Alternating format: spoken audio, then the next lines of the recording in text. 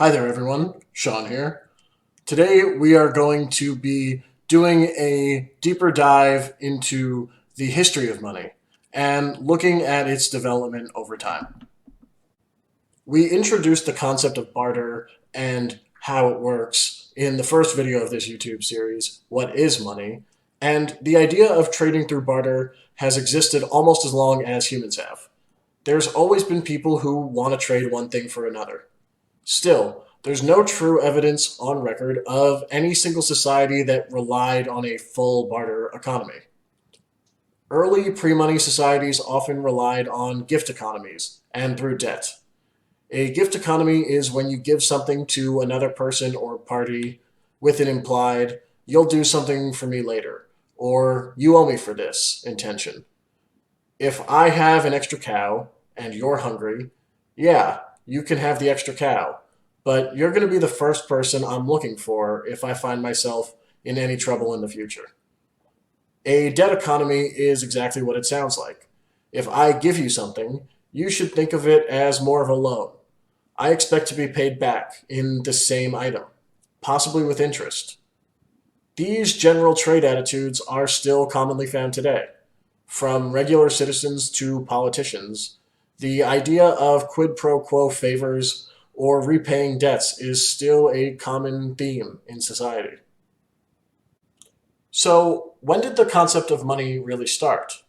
Well, it's complicated.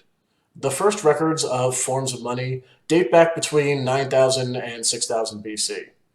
Remember, though, humans in our current form have been around for about 200,000 years. While it is possible that forms of money existed earlier and were just never recorded, using 9000 BC as our starting point would mean that the entire idea of money is a relatively recent invention in human history. Once humans truly began domesticating and staying in the same place, we began to see the emergence of various goods as forms of money. Animals and plant products were the main early forms of money. Societies were small and scattered back then. Whatever the main product a group of people had in relative abundance and was a necessity often became money. Throughout this period of a few thousand years, various forms of money continued to emerge. Animals, shells, beads, and crops all were used as various forms of money. None of these options work as a particularly good source of money, though. Why not? Well, they're all essentially impossible to control. Now, a form of money doesn't need control to be successful, but it can't just be too random. What if you find a trove of seashells, or are able to make your own beads, or stumble upon a large herd of cattle? What happens if those things are the money? It doesn't function properly. Enter coins. The first form of coins were created in China around 1000 BC during the Zhou dynasty. They were small pieces of metal made of bronze and formed into the shape of small knives or spades. Eventually, for practical reasons, they became rounded into the more familiar coin shape that we know today. The use of coins began to spread throughout China and India, later followed by Turkey, Greece, and Persia. Coins were made of any number of metals, whatever was best for a given society, or even sometimes made out of materials like clay. Like we mentioned earlier when discussing why the earliest forms of money didn't work very well, the choice of which metal or material to make your money out of does matter and has real impacts on an economy. At the time of the first coins, the material choice was rarely scarce enough to function as good money. Eventually, a large amount of copper, bronze, or whatever floods the market and the currency collapses. Ancient currencies had a very short lifespan on average before they would need to start over completely from scratch. Now, coins represent a clear improvement over bartering. They allow you to acquire a good or service that you want without needing to have some other good that the person you're trading with wants in return. There's no longer a need for the double coincidence of wants.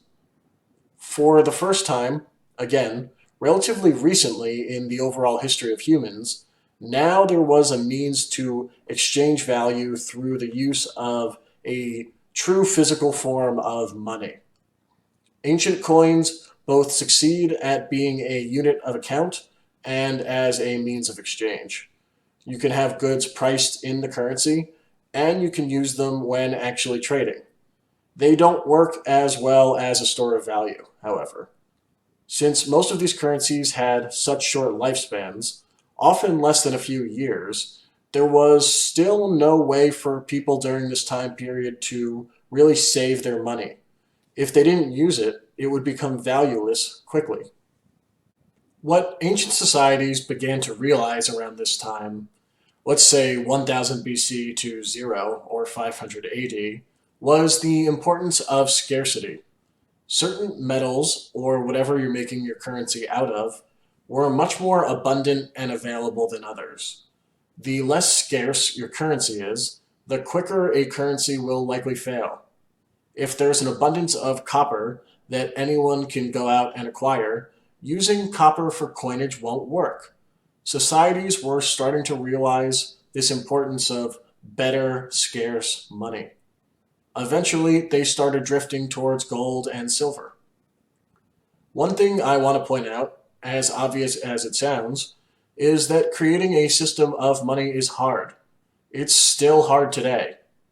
Many countries today are experiencing extended bouts of high inflation that are very possibly going to result in the end of those currencies. And the US has its own problems with scarcity too, all of which we will talk about more in later videos. So far throughout this video, we've discussed the development of money up through about the year 0. In part 2, the next video, we'll look at what has happened with money over the past 2,000 years. We'll discuss the emergence of some of the first truly well-known coins, including ones that you may have already heard of. And we'll talk about the history of paper money, which is older than you might think. Thank you for watching, everyone. I will see you all in the next video.